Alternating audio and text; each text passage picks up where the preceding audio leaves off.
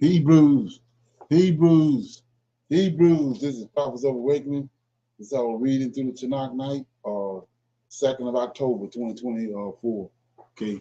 I'll be reading out of the book of Og, the Lost Book of Og, and showing you some vital information that a lot of people don't know nothing about. Okay, so you can go to our YouTube channel, The Prophets of Awakening. Check out our videos. We have over 1,000 videos or so that you can examine. Check them out. These videos will lead you to the connect dots for you and lead you to the truth of the Holy Scriptures. And if you like what you're hearing and receiving, I'm asking you to like, share, and subscribe to the channel. Excuse me. It'll be greatly appreciated. Okay, for those that want to support the channel, we have our Cash App at the bottom of the screen. Okay. Now, hours of operation, we live is Tuesday and Wednesday from 7 to 9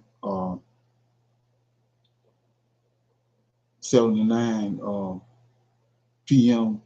Central Time. And then we have 2 Shabbat classes on the Sabbath. One in the morning from 10 to 12 a.m. Then we close out the Shabbat from 7 to 6 p.m. in the evening. So any one of those times you feel the need to stop by and check us out, it's all good. Okay, for those that don't know, this is a non-Messianic channel. We deal with the Tanak and the Torah. Tanak being the Old Testament, so-called Book of the Remembrance, and the Torah is the first 5 books of the Old Testament that was given to Moses by our Redeemer, the Lord of Hosts. It consists of our laws, statutes, our way of life, and all that. So, shalom and welcome to the channel, and welcome to our reading through the Tanakh.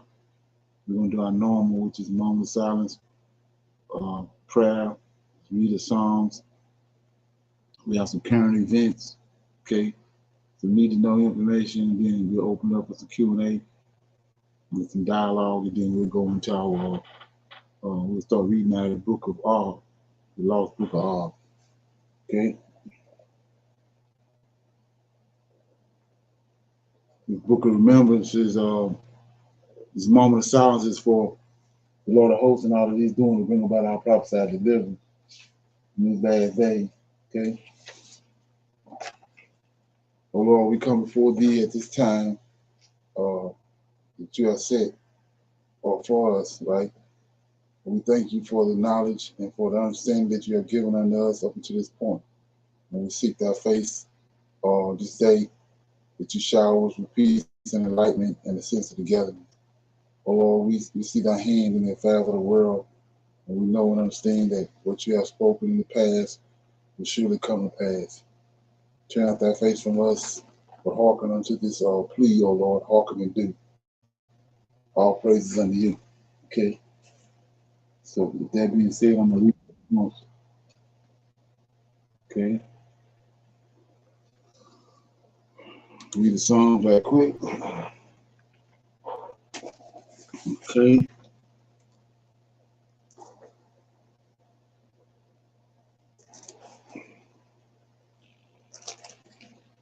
Okay, I'll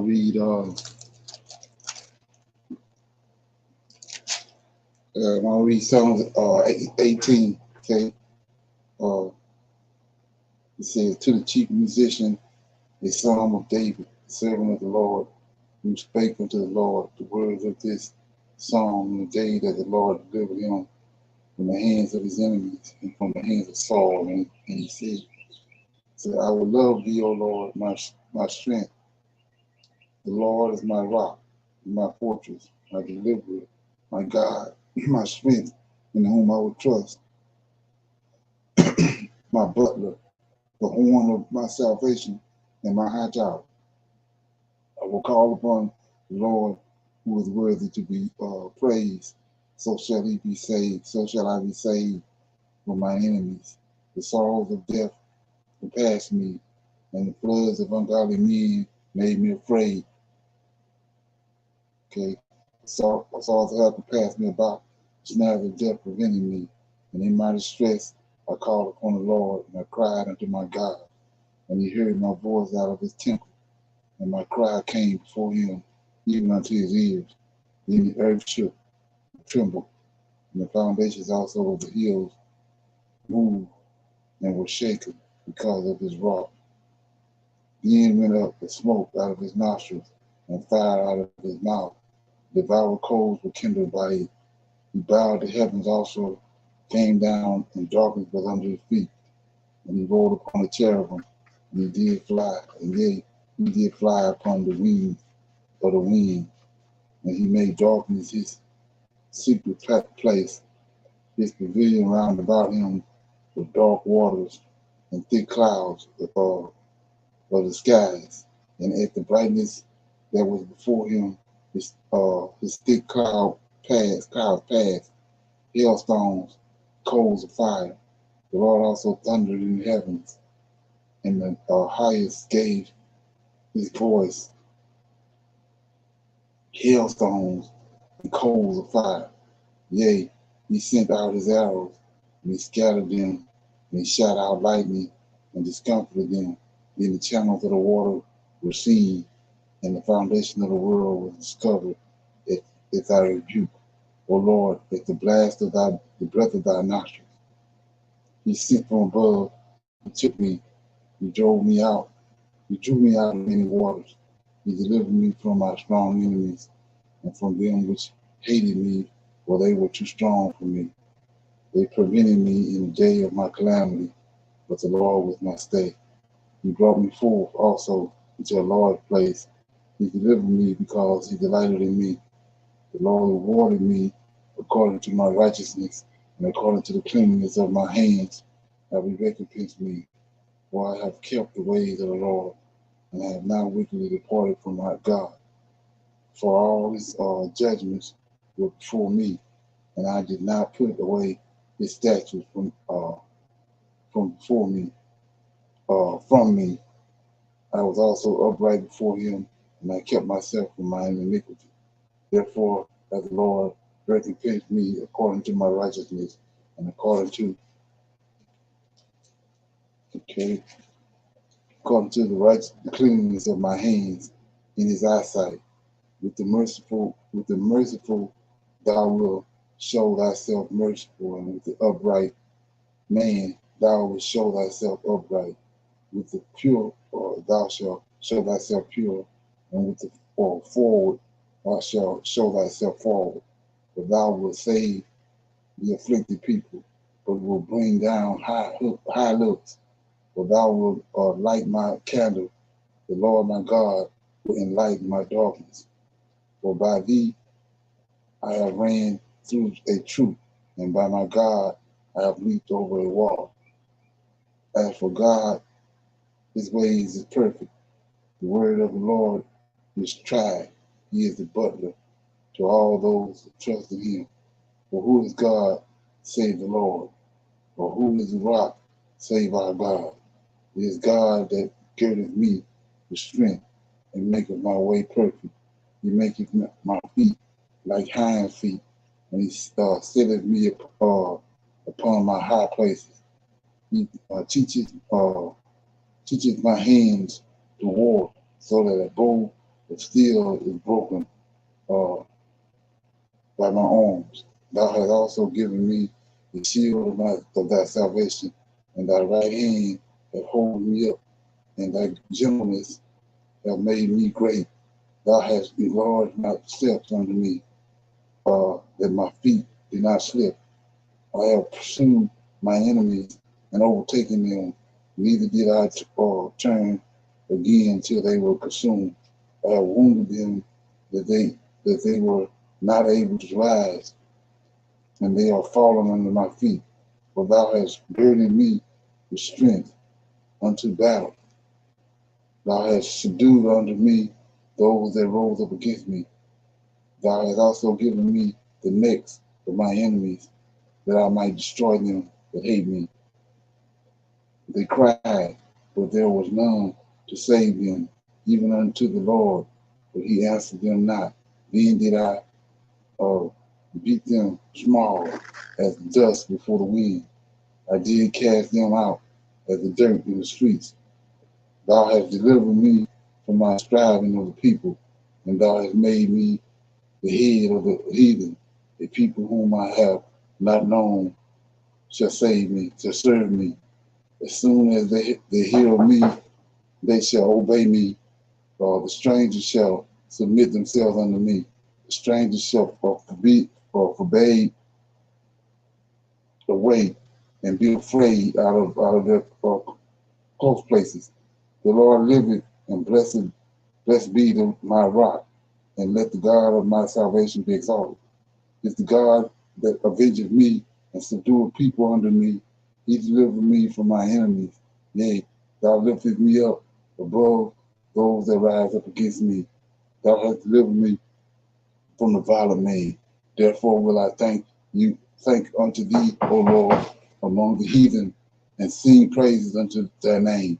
Great deliverance giveth he to his king, and showeth mercy to his anointed, to David, and to his seed forevermore. Okay, give me 1 minute.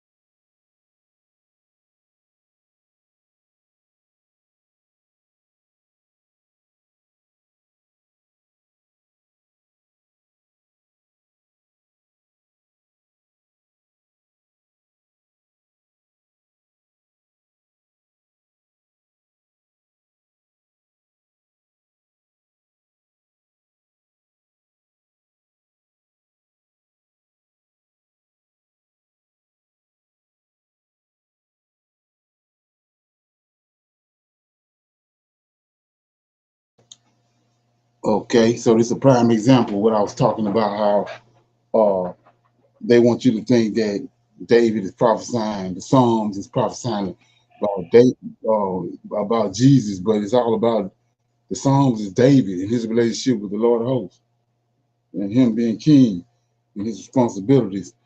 Like, for example, what he just said, he says, all the Most High's judgments is before him and his statutes. So he's saying, so what is he talking about? He the one have to enforce all those judgments, all those laws that was given to Moses on Mount Sinai, the Israelite people.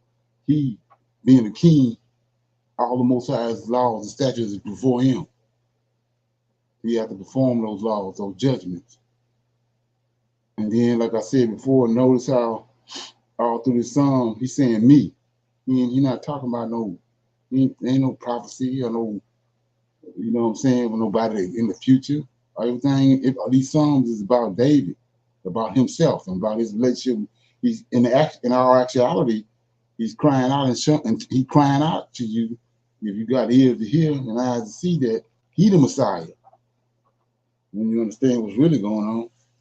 Okay, any question or comment? Shalom, everyone. Like you were reading Psalms 18, and the first three verses, it seems to me he was giving the Most High gratitude because this Right, was the time where Saul was behind him and wanted to kill him. And like in 2 Samuel 22, he also made the same statement about um, giving gratitude to the Lord for delivering him from the hands of all his enemies and the hands of Saul. And he had a song that's 20 chapter 22 verse 3 when he announced that the Lord is my rock and my fortress and may deliver me. Well, may deliver my deliverer. Sorry, the God of my strength, in whom I will trust, my shield and my horn of my salvation, my stronghold, my refuge, my Savior. You have saved me from violence. So I see where he's also giving all praises to the Most High, how he's strengthened him and his trust in him, and being that when Saul was after him, how he protected him. exactly. Shalom, everyone. Yes, sir. He all throughout Psalms we see where he praises the Lord of hosts for all of his victories. He knew that the Lord of hosts was the one to call upon each and every time. He never wavered from that. So in every Right. situation, he trusted the Lord of hosts and him alone, for all the victories in his life, not just one, Exactly. not just two, but for all. Exactly. Yes. So, Yes, yes, all praises. and I think All that's like, praises. yes, ma'am. Like today, we, by knowing who our Creator and our Lord is, we should thank for all the victories we have been through. Regardless what was going on in our lives, the Lord has brought us to this point that to recognize who He is, and as we're seeking and finding out whom we belong to, that's a victory and a gratitude within itself to me. Exactly. Right. Exactly. Yeah. So the psalm I just read, Psalm 18. Okay. Let me get it. Yeah, I read Psalms 18, right? And when you understand that, like you said, it's in Second Samuel 22. It's the same thing, same song, and but in Second Samuel 22, it's the song of David. Like I said before, then a lot of people don't pay attention to that, but this right here, David sung this Psalm 22, just like in Deuteronomy 32. When you go to Deuteronomy 32, you'll see that Moses sung a song. And actually, it's the Deuteronomy 32. Let me get it. Deuteronomy 32, and it's what Moses doing is prophesying to them all that's going to happen to the Israelites after they leave, after he died. That's what that is. So it's in Deuteronomy 31 and verse 30, it says, the song of Moses. And Moses spake in the ear of all the congregation of Israel the words of this song. See that? So he sung it. It's a hymn, it's a song until they were ended. So when you go back and read it, you'll see that he prophesied them all that was going to befall them after he left, all the way to today.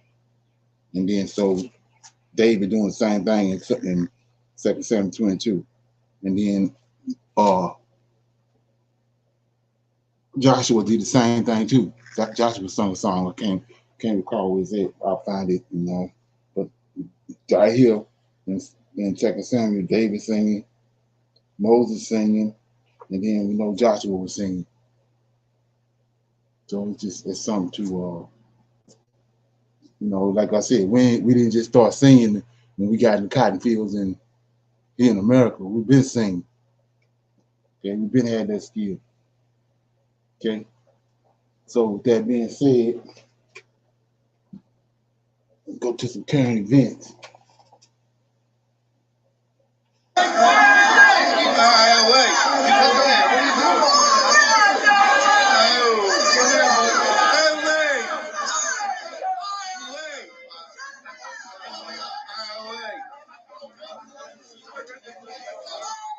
Eat your stuff. If not, it's gonna get worse and worse for you guys, and it's not pretty. Yo, what's happening, man? It's your big bro back with another one, man. You already know what time it is. And you see what this video is about.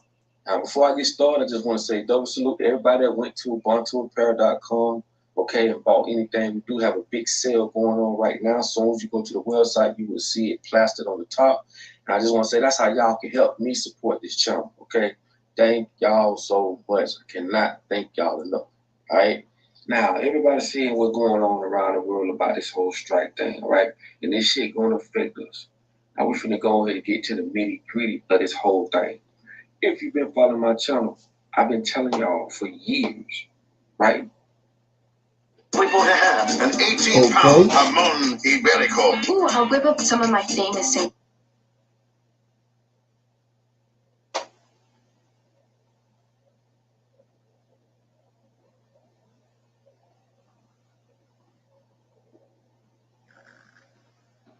Information, right?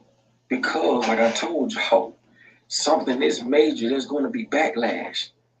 Ports and transportation of goods, that shit what makes the world go round. So people are going to get laid off. People are not going to be, there's going to be price cuts. Why? Because they want to go fully automated. You know, China got one of the first fully automated ports in the world. And they also have automation going on right here. They ain't talking about that. Right here, they're doing it right here. These trucks pulling in, the cranes and all that. Man, don't you know some of these jobs on the ports, you got to be working there for years before you can even apply for it? And y'all come out of nowhere with these automated cranes and this and that. This is why this strike is going on. I told y'all this shit was coming, bro. You must understand, bro. These people, they know that the world is suffering from nutrition and a mineral deficiency. What does it mean? We are the most obese country in the world. We cannot do the jobs like we used to be doing. Because these people keep us sick from eating this fucked up food. So what do? You got to bring in automation. It's going right according to plan. You must understand, you cannot do the type of work a man 40, 50 years old did back in them days. We just can't do it because we don't have the nutrition or the minerals in our foods to do so. We got the poorest diet in the fucking world. How does that affect us? They're going to introduce artificial intelligence. Why? Because robots don't call in sick. Robots don't need health plans. You can push robots to the limit. You can't do that with humans. But these are the same people y'all vote for. Same people. Don't you know these motherfucking people have a company from another country like China, Japan, come to your neighborhood, your city, and knock some shit down that's monumental to you when you got all type of childhood memories. These people don't give a fuck when it comes to business. But these are the people y'all vote for.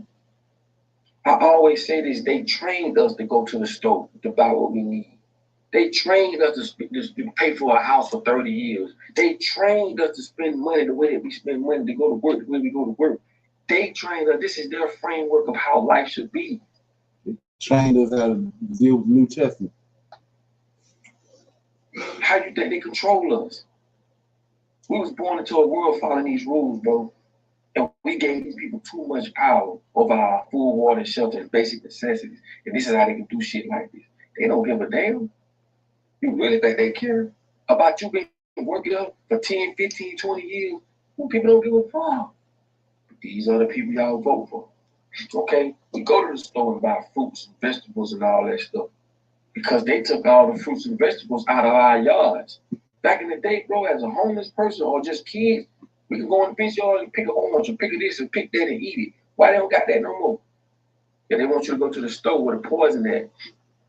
They got rid of all the female trees. And you know why? They say of the maintenance and the upkeep of something God put here for us. And this is why I be saying this about these church people. Y'all in the church, man, these people doing work for the devil. They doing work for their father. We got to get out of them churches, bro. I can't do it by myself. You can't either. We got to get out of them churches. It's got to be a war. You can't be scared. So these people going to continue to push and push and push. And we're going to continue to be pushed over. This whole port thing, this shit is just about automation, bro. One of the main things. And due to that, it's going to be some, like I said, some backlash. It's going to be some price cuts. People not going to be paid like they're supposed to get paid. Right now, they doing automations. They just trying to further it. Not just with the ports, but with the trucking too, bro. Come on, man. We give these people all the power that they fucking have, bro. And all we got to do is start complying. If they go fully digital, like they've been trying to do with our currency, right? You know what's going to happen? They've already displayed this in Canada. When the truckers went on strike in Canada, what they did, they got these people license plates, got their information, went into their bank account and froze their bank account, and also cut their insurance. All because they stood on business on what they believe in. Man, these people create money, man. How the fuck y'all can't give these people the money to go and supply the world with the basic necessities we need? Y'all want to hold that shit up because y'all want the money for y'allself?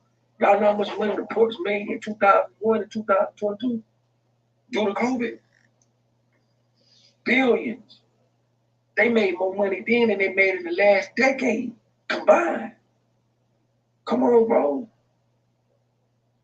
But this is how they redline us. keep your ass poor, deaf, and blind, and uneducated.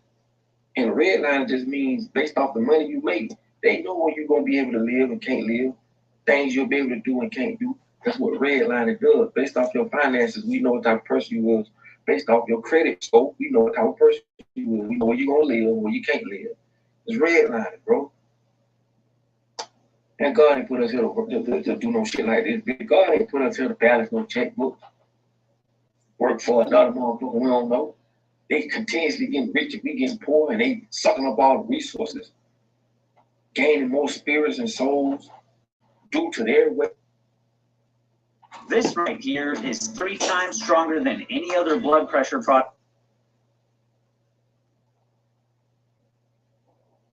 Things, because once you become, this is your job. Okay, you locked it up. You're a part of this. This is the spell. You know what I mean? Look how much influence these motherfuckers have on us as people. Times a day, and we damn sure don't supposed to eat no motherfucking snacks. Whoever came up with snacks, that's crazy, bro. Back in the days, we was gatherers. We don't walk around and eat 3, 4, 5 times a day. That's why your ass stay sick. Look at the food they feed children in other countries, and then look at the ones they feed us in here. It's overkill. Now, normally off topic, but I'm just showing you how all this shit work together. Like I said, man, they know this is a nutrition, mineral deficient country. You're not physically fit to do the job. So they're gonna bring in these artificial intelligence, and also because, like I said, nigga, robots don't call in sick. Okay. Any comments on that? Shalom, everyone. I think that right now what's happening is it's things behind the scenes are a lot bigger than what we think it is. Like he said, it's a reason why this strike is happening, and it is because they want to bring in the robots. So who's going to be the first ones to know this? It's going to be the workers. So if you've seen in previous videos on YouTube concerning Amazon, you have some people come in to go to work that morning and they can't even get in the gate. You know, they don't even tell the it's fired. You know what I'm saying? And the Okay. robots have taken over the facilities, right? So this is the Right. same situations. Like I said before, on the West Coast, they're getting paid 50, 60 bucks an hour versus what they're getting paid on that end, $30, $40 or whatever. It's because on the West Coast, they already have robots there. So it's less Right. workers there. So Right. this guy that is the union rep or whoever he is that's speaking, he knows already. Mm-hmm. They're just trying to save as many jobs as they can. But no matter what they do, they're going to be eliminated. It's going to be a cut there when it comes to the human bodies being there. So they just can, expect that. And they're trying to, Brother Leonard, I really think, again, put us in fear saying, oh, the shortage of this, the shortage of that, this, that, all that. But you got to look at, there's already warehouses here on land that is filled to capacity with certain things. There are trucks that are still running that's delivering to Walmart, Dollar General, or wherever. You know what I'm saying? So it's not like there's no supplies out there. So here again, you're going to have people that are not prepared at all in the stores, panicking, overbuying, Right. stocking shelves empty, and they're going to let the shelves go empty so that we will go into a panic. So we Exactly. got to stay alert. Yeah, that was kind of go ahead. Shalom, you are so true. And I believe when we were speaking back when they said they had cameras out on those things that came in from China on the ports, and they spotted that they had cameras on individual items, the big things that came off the ship. It was just to show everything that's going around. They probably recorded how things were made shifting because they have to set up a way that those automatic machines work on that particular port from the top of New Maine all the way down to Florida. Also, my son was saying that almost all of the Amazon buildings now are all robotic. There's very few workers in there because of the way they have made those warehouses to just be by a couple of people, making sure that things are correct, but it's all robotic. You are so right, Michelle. We do have to stay Mm-hmm. aware and not be, you know, afraid when these people, or not be hesitant to go with the fear mongers of the food's not on the shelf. Just like you said, the port, if it comes in today, it doesn't go out the same day it comes in. It has to Exactly. sit. Mm-hmm. So people who are on the news saying about the shelves are being closed, again, Michelle, you're right. They'll hold off to see how people would react.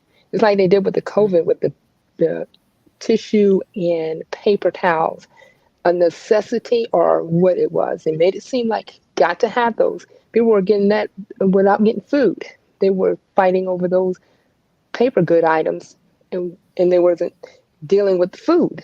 You're seeing them all publicity and everything about paper goods, and now they're talking about the foods on the shelves not going to be there. And he was right about obesity, how we're getting all this processed foods that make people obese or thrive to have that hunger, sugary foods that continue to give that hunger for that. So you have a habit of eating, eating, eating, eating, and like a tapeworm, you're just going to continue to eat because those products that the stuff that they put in the food have you wanting to eat those and you can't be full. But yet, though you see you're gaining weight, but you still, are containing, consuming those foods. True. So during the slavery days, Brother Leonard, when they were working out in the fields, right, sun up to Right, sundown, a lot of times they only ate one time a day, sometimes not at all, you know. right, So like you said earlier, they've trained us to, you know, only want to read the New Testament, worship JC, the schooling and all that. They have programmed us to a certain point to where we're thinking we can't function or do right if we right, only eat one time a day. We got to eat right, 3 meals a day and a snack at 10 and another one at 2 and all of this other stuff when that's not necessary. right. And then it's now, like I said, we've been programming. We don't even think like we didn't, first of all, we didn't know who we was, and so our fathers operate a whole different way than what these people operate. Just from what we just read out of the Psalms about David, he said that David said that he excused evil. He made it a point to excuse evil. You know what I mean? And a lot of people, they go over a lot of people's head and they said Abraham was a friend of God because he excused evil. So it's like we just go when you understand who they are, especially from a sexual perspective. They just anything they come across and they make them feel a certain type of way, they going for it. They don't have no restraint. But when you go to the Israelite culture, we had laws, statutes, and judgments that we didn't deal with. There's certain things you don't even uh you don't even consider. You don't even come across your mind. Like all this cheating and all this going on with your friend, best friend, or girlfriend, or your best your girlfriend, boyfriend, all that stuff. That's no control, and not being able to restrain, yourself. Like I said, when you understand what the spirit is and what the body is, the body is a jacket. The spirit is Yahweh, is came from him, and the body is a jacket, the five senses. So the spirit has to control the body. That's what it's talking about. The physical part of you want to do these things, but you have, because of the spirit, man, you control it. That's what I was saying about when fasting. That's what fasting is. When you stop the body. The body want to eat. The body want water. The body want this and that. And you stop it. And then when you stop the body from doing those things from what it want, then the spirit man rise up. That's what Daniel was doing when he found out it was 69 years into the 70 years that Daniel had, that Jeremiah had prophesied. He saw it. He saw where they was at, but he see that they had already been. Nebuchadnezzar was gone. The Medes and Persians was in charge. So he's like, so he suppressed his body, fasted, and then he sought the Most High for an answer to, why they hadn't left yet. And then, but you see that all through the scriptures, men doing that. And even when you understand the 6 days in the creation, 6 days he worked, he created everything. The 7th day he rested. So on the 7th day you rest. Same thing. That's his day. So not your day. So if you read books or whatever it is that you do that you like doing, or playing the fluke or whatever, that's, you suppress all that. You excuse it for that day because it ain't your day. It's all about him. That's why you don't supposed to do nothing. You read the scriptures and you meditate on the Most High, on the Lord of hosts, because it's his day, not your day. And so many people don't understand that. If you wanna go in you want to go to the stove, go to Walmart, go to do this, you want to cook you a roast and all that, but that ain't your day. It's his day. So you have to excuse all that. And it's a art to it. You have to get to the point where it becomes automatic that you do it. Okay. Anybody got any questions on that? Comments? Shalom. Yes, sir. I just have one comment before we move on. Everything that you said, Brother Leonard, earlier about how we are doing the things that are just totally outside of our culture, right? So Right. I think we talked about this maybe a couple of weeks ago when we was talking about, people just wanting to be part of the majority, right? So Right. if you're not doing those things that you mentioned, just I'm gonna say wilding out just to cover things, right? It's like you are looked at as the outsider. They're thinking like, what's wrong with you? You know what I'm saying? If you're not doing all those things out, cheating or drinking or not eating pork or whatever, they thinking something is really wrong with you. And it has gotten to the point to where if you even go out to, order something to eat and you're not wanting pork and they say, oh, we got that, but it's in pork. It's like, oh, but it's good. Well, I don't eat pork. So to me, it's not good. So then you got people looking at you like, you don't eat pork? Right. It's just totally out of the norm to see someone that does not eat pork or eat shrimp or eat lobster or whatever. Right. So it's like a lot of people can't handle that side eye. So they just tend to fall back into the same. Right. Exactly. And then in all actuality, that's he being glorified when you do that. Yes. He's being glorified. So that's why he said when we was kicked out of the land and over here, because we over here, because of who we are, his people, that he brought to himself, he defiled all day, every day, because the things that us being over here, he being defiled. That's no talking about wilding out and eating shrimp and going worshiping on the Sabbath on the Sunday instead of the Sabbath. He's being continually what you call that, defiled on a daily basis because of that. That's what he's when in the scriptures when it says that, that's what he's talking about. Us being out of place, like I said, the fish out of the water. Fish belong in the water. If he out the water, he off track. And that's where we at. We in a land we have no business in. And because of that, we continue to follow him because we represent him. Okay? Yes, sir. Is that something? Okay, everybody good on that? We got some need to know information right here. We got this from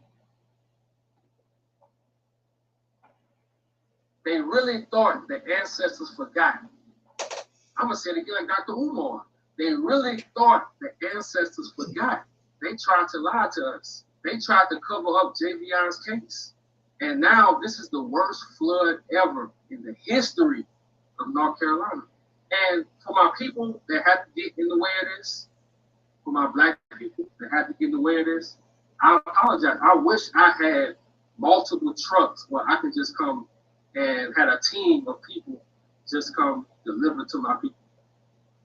And to other races, as long as you're not in a sundown town, as long as you're not holding my people back, as long as you're not trying to kidnap my people, as long as you're not trying to harm my people, well, we can deliver directly to our people.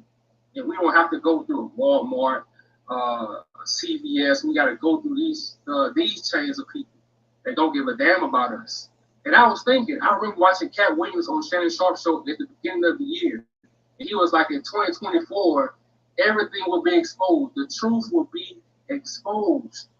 Now we got social media. When you do stuff like this, guess what? You're going to have people showing up to your community. And we're not letting stuff slide. We're not letting the algorithm dictate what we talk about. They want us to just be focused on entertainment. Every day, entertainment. Cardi B. Bro, who gives a damn about a Cardi B, my nigga? Who gives a damn? We got real life going on. Like I said in one of my videos, y'all got kids, you got brothers and sisters. If this was your brother or sister, would you be telling them, hey, this old, stop talking about it? Think about that. You'll want somebody doing something every day. And now they got people, our people, going into their community. You're going to see us. Every time this happens, you're going to see us. Everything going to be exposed. Your duck out spots, your hideout spots where you capture people, yeah, it's going to be exposed. And we're going to start off with a little town called Chimney Rock in North Carolina. Wiped out. Sundown town. Wiped out. Hey, look, I don't wish harm on nobody, but it is what it is. You'll never see them talking about, oh, this black man was unalived in this community with a rope. They'll never talk about that because they got a history of harming black people. Black Mountain, wiped out, washed out, whatever you want to say. And to my black people, anything in those mountains, sundown. We don't live in mountains. Like I said, you can do your history about Chimney Rock and Black Mountain. Do your history on it. So I have no sympathy. Did they have sympathy for Javion? Did they make a post? Are they trying to help? Matter of fact, the Walmart distribution that he delivered to, are they trying to help? So to all my truck drivers, I'm going to be for real. I wouldn't even deliver to them. I'm going to put their picture up. And I think it's the Sam's Club distribution too, or I think they're the same thing, but I'm going to put them up too. I wouldn't even deliver to them. They cut off. Because to the point, man, if we can't be in a certain area to help our people and to like show up in person, we still gotta get to a point where if you harm our people, we no longer doing business with you, and if you're not helping. If our people were harmed in your neighborhood around your business, and you're not doing anything to help, we need to stop delivering to those businesses. You can turn down Lowe's. I don't care. And if you're with a company that don't allow you to turn down Lowe's, that's not the right company for you. It's not. And like I said to my people in Henderson, they got affected by the hurricane. I wish, like I say, man, I wish I had just a company full of trucks where I can just deliver to my people. And that's just that's the idea I'm putting out there. Manifesting it. When something happens, we don't have to go through Walmart, Sam's Club, Lowe's. We can go directly to our people. And it's still a lot of people telling me that North Carolina isn't sundown. I'm going to say it's a sundown state. Forget a sundown town. It's a sundown state. Now, I ain't going to hold you. did have people back in the day, and there's still some people today that's fighting. They still fighting. You got Nat Turner, Town Coppers Rebellion, the Regulator Movement. You had all that, and still today, you have people in North Carolina that's fighting back. So don't act like North Carolina just people that's pushed over and stuff like that. Nah, see, they try to keep our people in poverty to where we have to work for them. We have to work for the companies that they own. And this is why I say North Carolina was one of the last states to let go of slavery. They fought for slavery. They weren't the last one. Mississippi was the last one. But North Carolina fought hard for slavery because it made them money. In 1860, almost 10% of Western North Carolina population enslaved over 12,000 people. This top percent held 18.7 million in real and personal wealth. 1,877 people in Western North Carolina had 43.7% of the wealth of the region. So 1,800, let's say 1,900 of the people had most of the wealth, 43% of the wealth. Think about those families still. That's the same families that own the Dollar Generals, the Walmarts. They own everything in these states. They own the cops. They own the lawyers. They own the judges, the prison systems. They own it all. So that's why in this JVR case, it's hard to get information because everybody playing on the same team. And that's a sundown state when everybody in the businesses, nobody giving up cameras. The only cameras they gave up in the video was him walking out of Walmart. That's it. To blame it on him. That TNR place, they're not giving up nothing. KLLM, they from Mississippi. They definitely ain't giving up nothing. Like I say, that was the last state to give up slavery. They really didn't want to give up slavery. So you got to think about this. And we don't want to just talk about the past, but the past really teaches us what not to do, what not to put up with. And now it got to stop. So when this stuff happens, bro, in these areas and nobody want to help, bet. We're not delivering to your companies no more. We're not going to your companies no more at all. We turn down all loans to your companies. And then they want to tell you, the trucking companies, oh, no weapons. But guess what? I bet they bringing weapons to their job just in case. But you doing a dangerous job, you going away from your home, you can't have a weapon? That sounds like a setup to me. That sounds like a setup. We ain't going for it.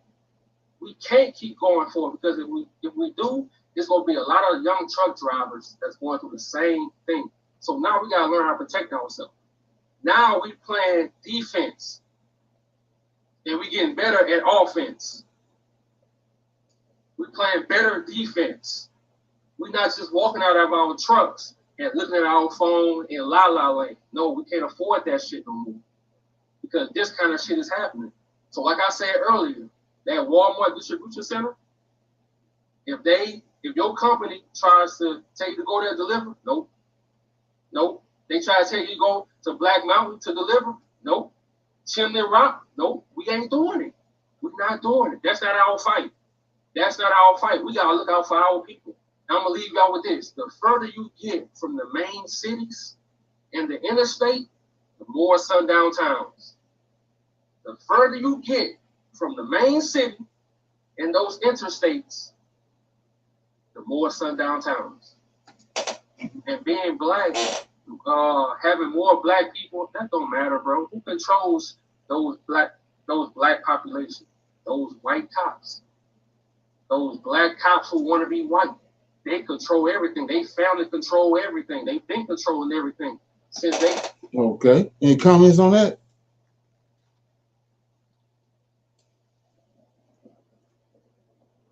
Shalom. Much about North Carolina. I've been there a couple of times here or there. Mm-hmm. But you know, when you go into North Carolina, those small towns, you have to be very careful. Again, they like to give you the side eye. When I went through the small towns, it was, you know, during the day, but you can get that unwelcoming feeling. You know what I'm saying? So yeah, and again, like he said, you have not heard anything from the company that he worked for or anything. Just his lawyer and the family. Right. That's right.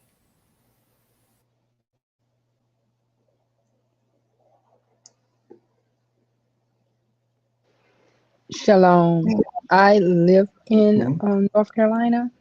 I don't live in a rural area, but I don't live in the city part of it, but I do live here. Um, I'm from the south of Georgia, so being here in North Carolina, which is still considered the South, um, I have ran into some, but not all. And I believe it's like you said, off the interstate. Now, you have to get off the interstate. You go through rural areas to get to some of the city, more populated towns.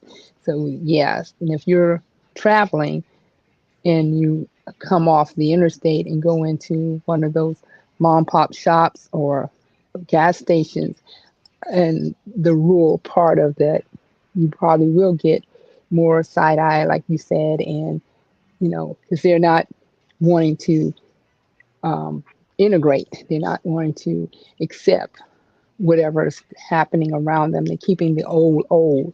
Um, but again, I have not experienced that much of side eyeing here where I stay at now. But yes, Mm-hmm. Go it's ahead. all over. It's all over because in North Georgia, there's areas like that.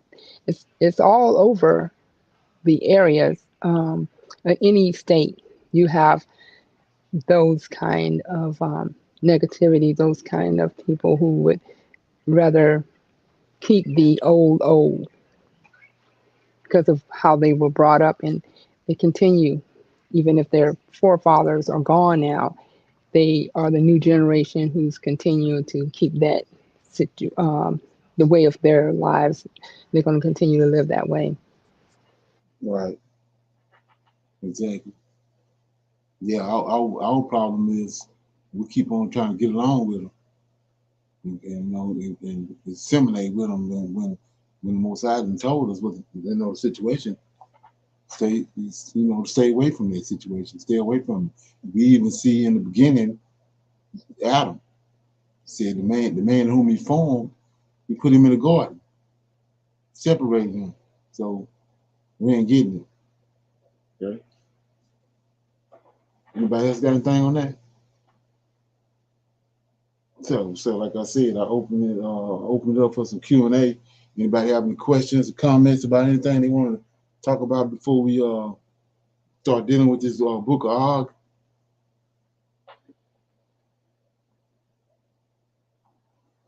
Shalom, no, sir.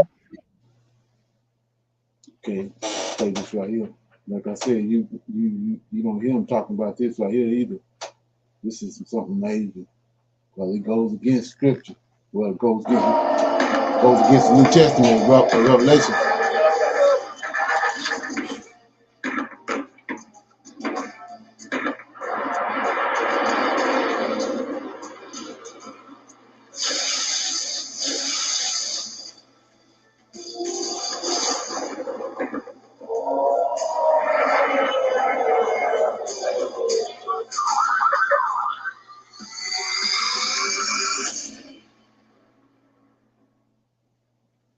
Every time Israel is attacked, you hear about the Iron Dome, the impenetrable shield. It's basically an air defense system. It ensures that projectiles do not hit Israeli targets. Instead, they're blown up in the sky.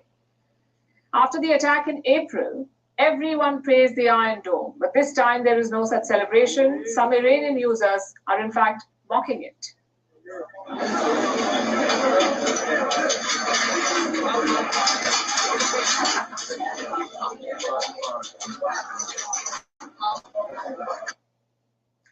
The videos make one thing clear: a lot of Iranian missiles broke through the air defenses. They managed to hit Israeli soil. They couldn't damage much, except for the reputation of the Iron Dome. But Iran showed that Israel's airspace can be breached. So how did they do it? What changed from the last time? Well, first, some background. Israel has a multi-layer air defense system. The first is obviously the Iron Dome. It shoots down rockets and small projectiles. Its range is 4 to 70 kilometers. That's the Iron Dome, the first layer. The second layer is called David's Sling. It can take out long-range rockets and cruise missiles. The range is up to 300 kilometers. And finally, you have the Arrow system, Arrow 1 and 2. These take out medium and long-range ballistic missiles and range up to 2,400 kilometers. In April, the Iron Dome did the heavy lifting, but this time it was the other systems. Iran says 90% of their projectiles hit the target. Israel says the majority was shot down. As expected, two different versions from two different sides, but pictures do not lie. There is clearly more physical damage this time around. The question is, how did it happen? Because of three main reasons. First, the intensity of the attack. The US government says this one was twice as big as the last one. Certainly, this was a significant attack, probably about twice the size in terms of scope of what we saw earlier. But again, we're still assessing the outcomes of this. It's simple logic. If you fire more missiles, you have more chances of hitting the target. That's what happened here. Some of the projectiles will sneak through. Which brings us to reason number 2, the type of projectiles. In April, Iran fired mostly rockets and drones. These are not rapid flyers. They take their time to reach the target. The drones, for example, took 9 hours to fly from Iran to Israel, 9 hours. So the Iron Dome made short work of it. But this time, Iran stepped up. They fired 180 ballistic missiles. Now, these are lethal weapons. First, they're fired up to the Earth's atmosphere, sometimes even beyond the Earth's atmosphere. There, the payload separates from the rocket, and finally, it plunges towards its target, a bit like throwing a stone up in the air. Imagine the speed and the force created by such a fall. It makes intercepting them very difficult. Iran used 2 versions of these ballistic missiles, the medium-range Shahab-3 and the hypersonic Fateh-1. Hypersonic missiles can travel 5 times faster than sound. That's 6,100 kilometers per hour. Such missiles can reach Israel in 12 minutes. Do you see the difference? 9 hours in April, 12 minutes yesterday. So the speed made interception difficult. Finally, reason number 3, the lack of warnings. In April, Iran informed the West days in advance. So they had time to prepare their defense. And this time, there were no warnings. The US and Israel had no clue until hours before the attack. So Iran had the element of surprise, which is why they had more success than the last time. As a strategy, it makes sense because air defense is expensive business. One Arrow missile that Israel uses, one Arrow missile costs $3.5 million. One David sling costs $1 million. But Iran's missiles are much cheaper, just $100,000 per shot. So the math works out in Iran's favor. It makes sense to exhaust Israel's defenses. But also remember, Israel has American financial support. Washington will help them restock. Nonetheless, yesterday's attack made a couple of things quite clear. One, Israel's defenses are not impenetrable. With the right weapons and tactics, you can hit them. And secondly, Iran has learned from its last attack, hence the decision to ditch the slow drones and use ballistic missiles. And they have more in stock. Iran is said to have 3,000 ballistic missiles. Only a fraction was unleashed on Israel yesterday. In many conflicts, it may be enough to establish deterrence, but here it may trigger more attacks. Any comments on that? Anybody heard anything about that? They keep me under wraps. Like I said, the fig tree came back in 1948. Supposed to be peace. Supposed to be a millennium, 1,000 years reign. Once they turned back, once you saw the fig tree blossom. But we saw, like I said, we know now that's all a big ass lie. You're gonna see a lot more lies get uncovered here in the real near future. Okay. Anybody got any questions or comments on that? Okay. Yeah, so a while back, I mean, probably was maybe a year or so ago, I was talking about how in the book of Lamech, I was showing these books. I showed them on a video, but you got in the book of Lamech, it's Lamech or Cain. When you understand what happened, we had 2 Lamechs. You had a Lamech out of Adam's lineage, and then you had a Lamech out of Cain's lineage. You had a Enoch two Enochs. Enoch, Cain's son, firstborn, was named Enoch. And then Adam had a son called Enoch. Seventh from Adam was Enoch, and then you had two Methuselahs. So we got the book of Lamech, and that book of Lamech, one of the things that was exposed in that book was that Lamech told you what the curse was on Cain, that he was turning white in that book, in the book of Lamech. So in this book right here, I want to show. I'm gonna read a little bit of it, but I want to show you some of the things that's being said in it, and then I'm gonna go to the New Testament and show you something else. So the thing about it is, it's so much stuff that we have no clue that they done, and it's just that once you lay your eyes on it, and you're in the right mindset, then a lot of stuff just become crystal clear, become apparent. So in this book right here, I'm gonna show you. I'm gonna read how Lamech was, how Orb was, some of the things Orb said. It says, let me get it. See where I want to start at. Okay, I'm starting, let me see.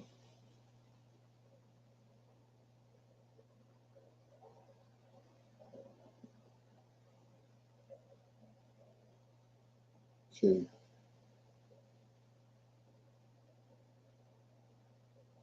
Yeah, let's see. Give me 1 minute. Chapter 7.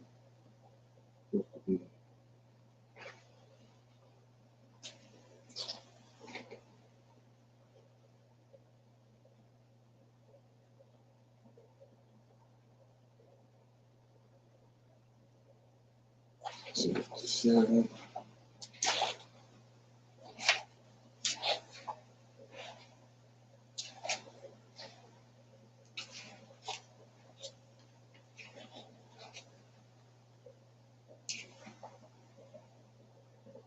Okay, I'm gonna start reading in right here, and hopefully that I'm gonna be in the right place.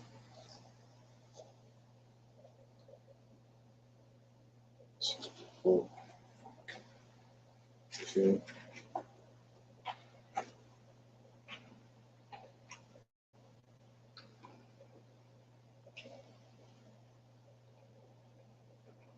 Okay, we'll start reading. It says, and this is the book of right, starting at chapter 7. It says, and the war broke out between Og and Nimrod, Nimrod's kingdom. Og and his giants marched across the desert. That is damnation toward the circumcised Nephilim, and the circumcised Nephilim and Nimrod marched to meet them. So what you have to understand right here is that a bunch of those giants came in contact with Abraham, and Abraham made them circumcised. So let's look at that right quick. So paint a picture for what's going on. So when you go to, and these are things that a lot of people don't know nothing about. So you go to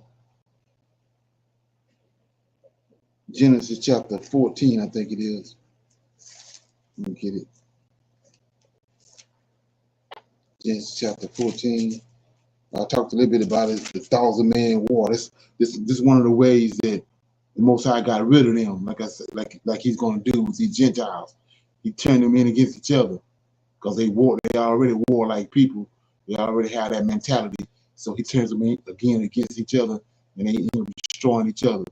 So we see right here in chapter 14, start at verse 1, it says, it came to pass in those days, Ramathal, that's Nimrod, king of Shinar and Eric. So these like Nimrod and his kingdom fought against the other giants, but you got a race of giants that came in contact with Abraham. Abraham had them circumcised. Let me find that right quick. Show you what I'm talking about. So you go to let me get it. 18. And you're gonna see that. Let me get it.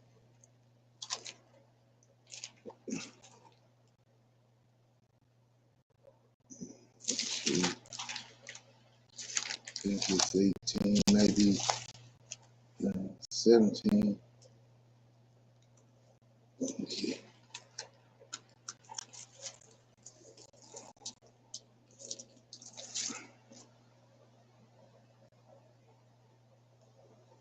So we says in chapter 17, and when Abraham was 90 years old and 9, the Lord appeared unto Abraham, said unto him, I am the Almighty God, walk before me and be thou perfect.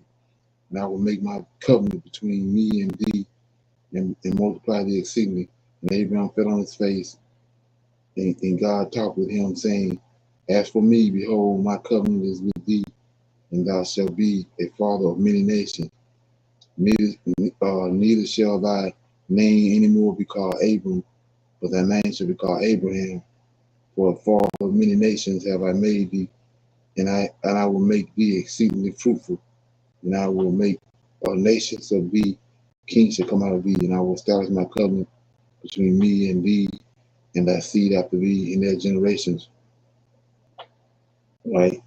For an everlasting covenant, right?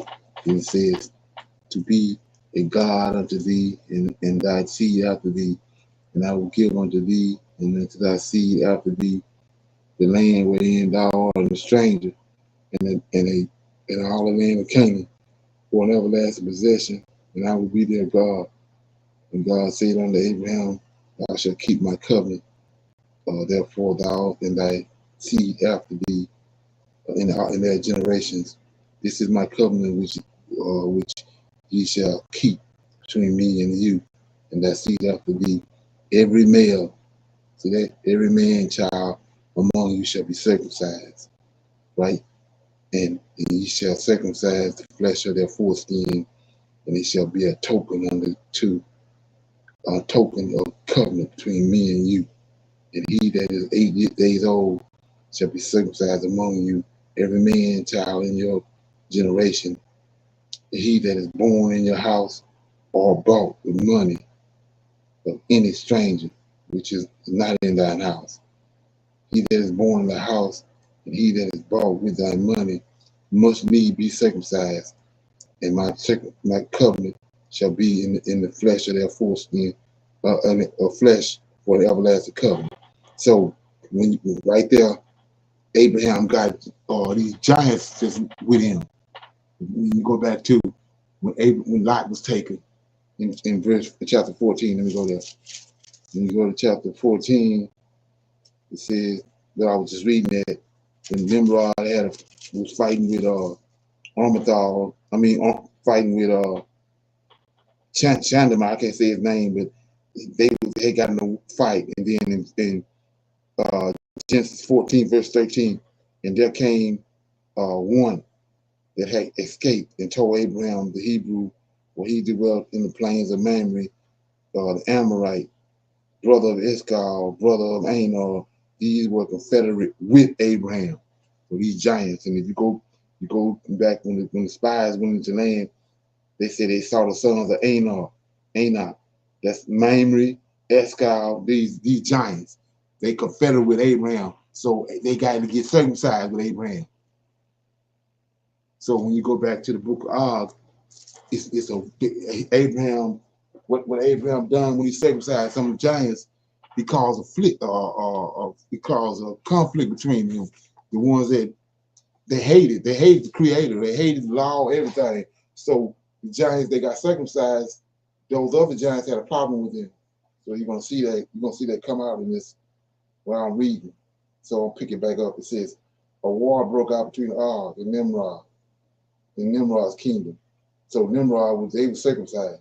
Og and his giants marched across the desert that is damnation toward the circumcised Nephilim. So we had Nephilim that was circumcised by Abraham, and the circumcised Nephilim and Nimrod marched to meet them, and the uncircumcised Rephaim released the elephants, the rhinoceros, the great beasts of old, and the creeping things onto the field of battle. The circumcised Nephilim brought no beast whatsoever, right? So the Rephaim, right? You know who the Rephaim is? That's those ones I told you. They hate mankind, especially Adam's descendants. They hate them. They got the long necks. So it says, so the Rephaim, and another thing that people don't know about those, they was healers. They was considered healers. They can heal. They heal people. Okay. So the Rephaim fought the war and acted wisely concerning it.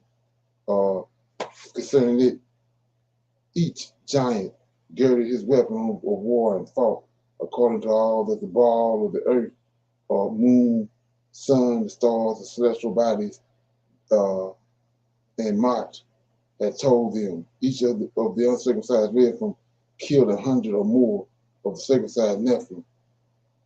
There has been no violence like unto the 100,000 giant war before or since. So this was when Lot was taken. This when this war was going down.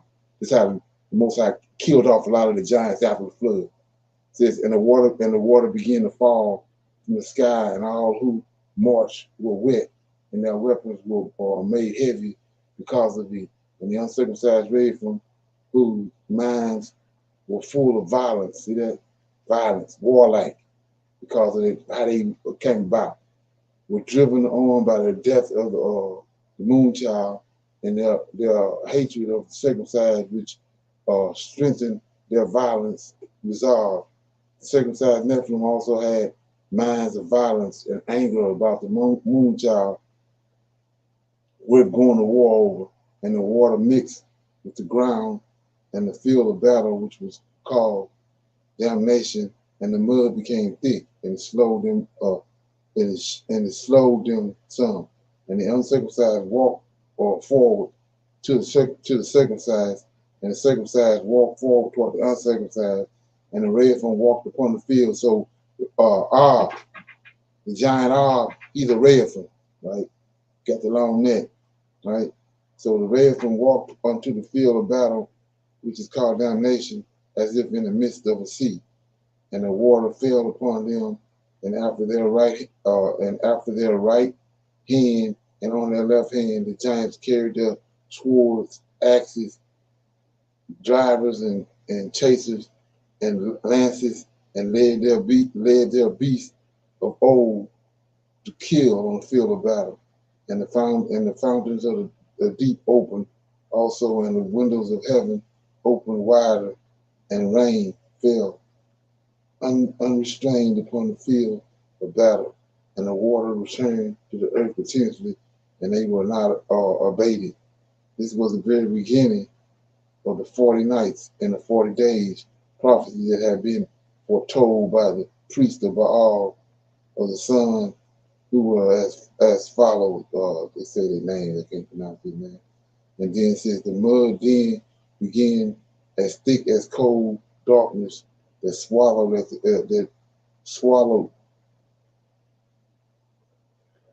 the Rephraim's feet as they marched, and the anger and hatred grew within the King Og's army against the circumcised Nephilim, for Baal and the moon sent his wrath in this war against the circumcised nation. Baal and the moon hardened King Og's heart so that he would not lose the war. Okay. All right, man. Okay. It says, and Baal of the moon then strengthened the King Og and his giants to make the plunder, and he stripped off spoils from the temples and the dwellings, and to trample the circumcised Nephilim like beggars in the streets. Now Cato blew the horn in his army, and the 2,000 giants began to chant, saying Cato then blew their horns, and all 100,000 of all the army continued to chant. The blackening ground shook, and the grew wetter still as the marsh and the riverbed, and the field of battle became heavy, as when it is sent to me with heavy tidings. And so it's got these gaps in here, the reason why it's reading like this. And the rain poured with more violence upon the earth.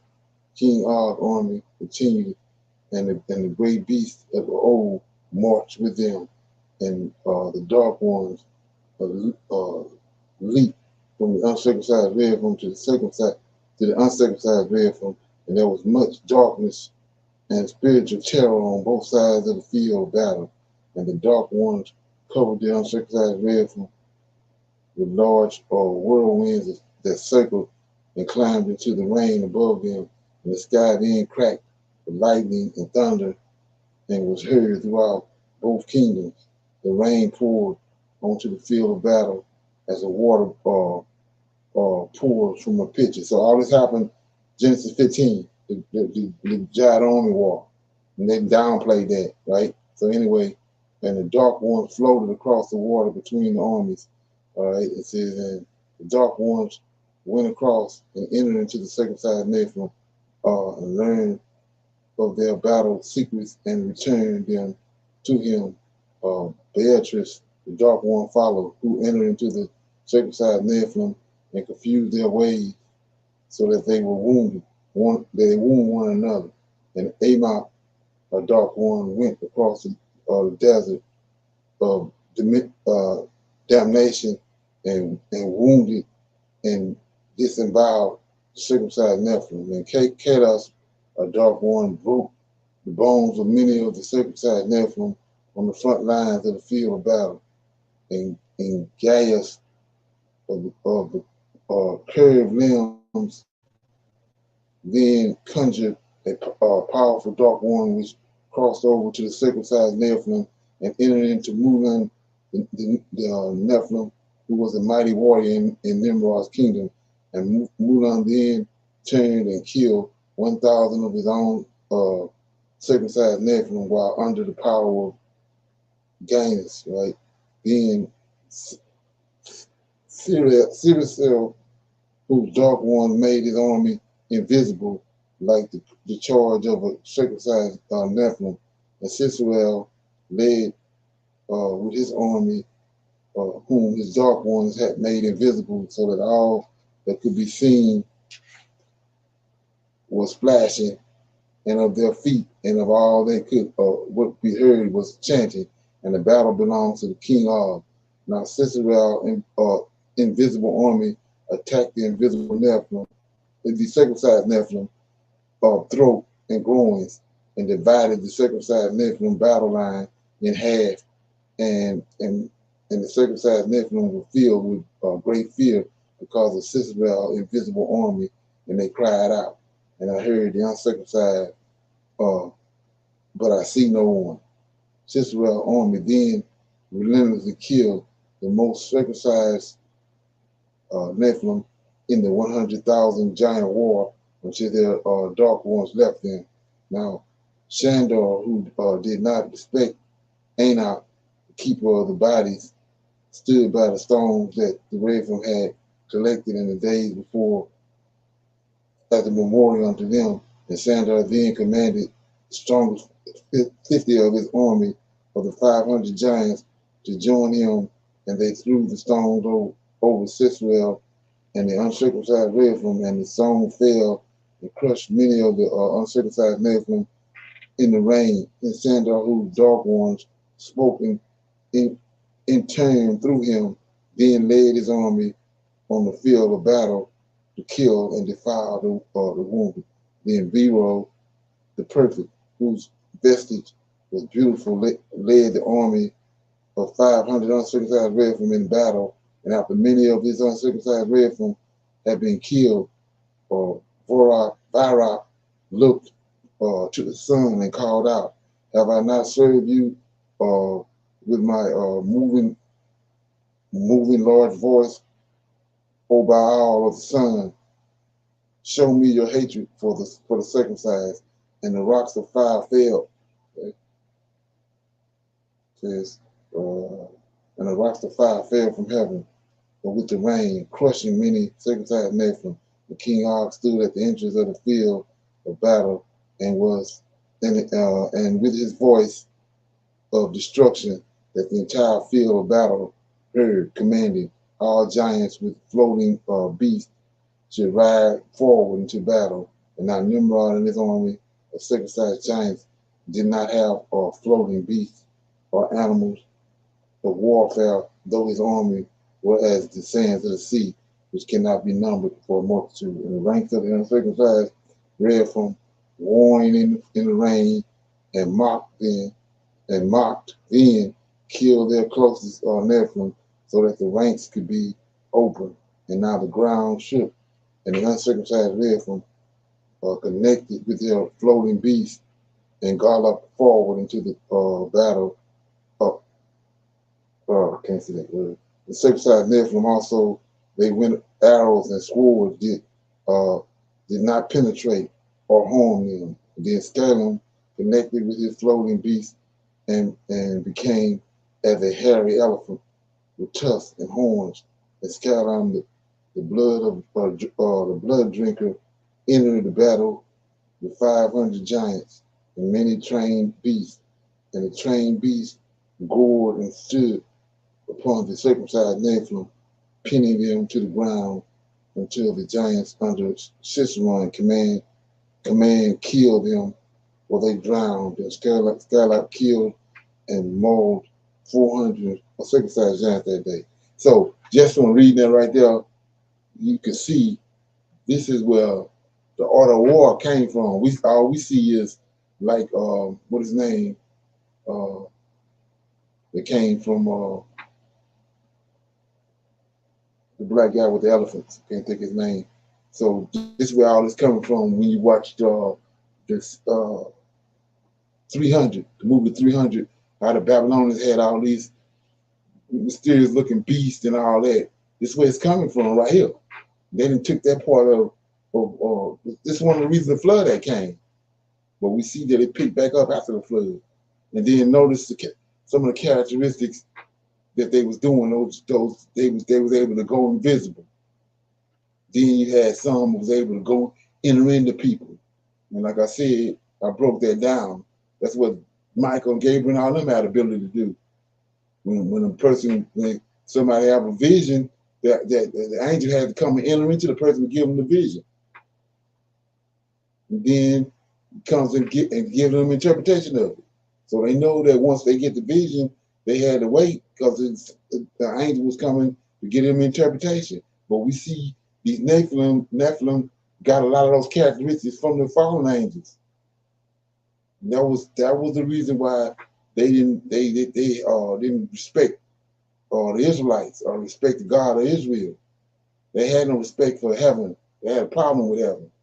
First of all, because of the judgment that went out on the 200. You had them bound. And so they had a problem right there because they had that the Lord of hosts had Yahweh had those 7 angels and probably had other ones with him, bound those 200 angels and put them in Tartarus. And so from that point on, they had a problem with anything had to do with the Creator or anything that came from heaven. But like I said before, you can see just from this little bit I read, they picked up a lot of characteristics from the fallen angels. They had some of their abilities. They was giants on the earth, but they had a lot of those characteristics. And like I said, one of the main ones was they had this supernatural strength. And, nobody wants to talk about that, but they had this supernatural strength and that unheard of strength. Like you said, they throwing 4 and 5 ton stones at each other, mashing each other. So go to the pyramids. They want to know how the pyramids got built. But that was their main thing. They had a problem with the Creator because of their strength. Okay. I had something that I wanted to read, but I couldn't find it. I'll look for it later. Anybody have any questions or comments on that? This book is called it's the book of Enoch and the Giants. That's the name of it. Okay, I got it off of eBay. Okay. Anybody got any questions or comments before we go? Closing comments or anything they want to say, talk about? Shalom, no sir. Everybody good?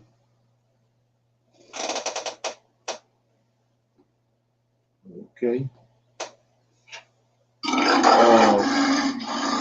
I'll see y'all tomorrow. We got our women's line tomorrow. We'll be on Israel Way, so 79. I'll say shalom, shalom, and another shalom. I'll see y'all tomorrow. Shalom, everyone. Shalom, everyone.